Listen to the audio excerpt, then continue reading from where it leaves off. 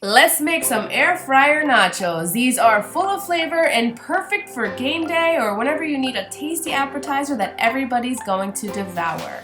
So what you're doing right now is you're going to be putting on your seasoned black beans onto some tortilla chips. How do you season the black beans? You can use your favorite taco seasoning. However you would season taco meat, you can season these black beans. You could even use refried beans, which have tons of flavor, so that's another option.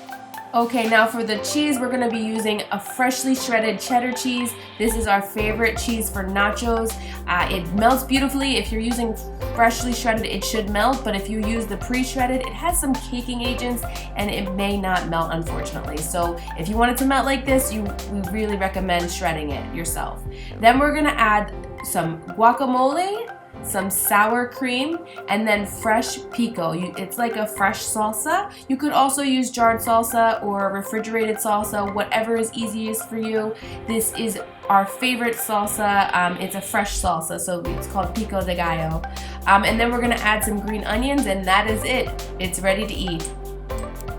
We hope you enjoy.